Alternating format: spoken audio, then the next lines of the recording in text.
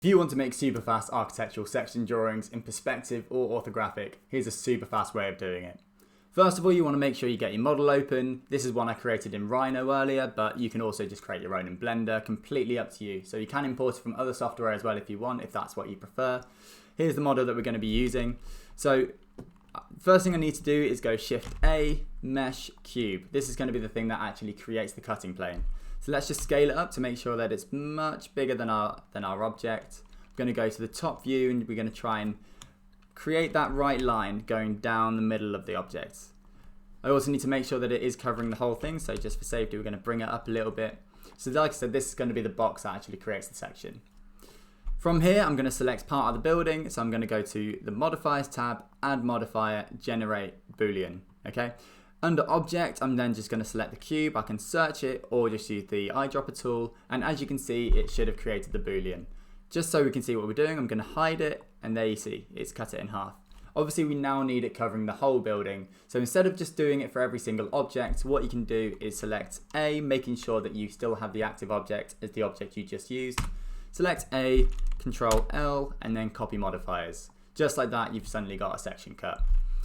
To create the architecture drawings, all you need to do is add a camera in the scene, okay? So I'm just going to go to Z, Shift A, and then we just need to add a camera. Okay, I'm just going to put it into position, and then we need to make sure that it's aligned towards the building.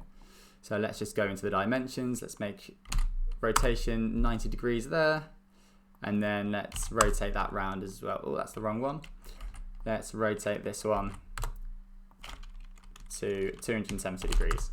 So now it's facing, but as you can see, it's going to be a little bit too far zoomed in. Once you've got it in place, you of course need to make sure that you have lighting, otherwise the scene will just show up black when you render it, okay? So let's make sure that we go onto Cycles, the render engine, and then in the World tab, you can then go for an HDRI. Alternatively, you can go for a different type, but just for the sake of ease, an HDRI is super fast. So now we've got some lighting in the scene, all I need to do is press F12. Obviously, I've already got the materials applied, and hopefully you should be able to see that we just get a big white fuzzy box. Okay, so let's close that. We've forgotten to hide the cube, okay, from the render. So let's just disable it in the renders, press S12, and then hopefully we should get a nice view of our building. Okay, play around with the lighting settings all you want. You can change the camera position.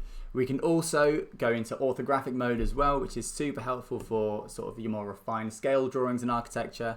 So let's go onto the camera properties over here, into orthographic, and as you can see we're slightly too zoomed in, so let's bump up the orthographic scale to say 12, and that, as you can see, fits in our building into the camera. So we can go F12 and hopefully we should get a lovely orthographic drawing.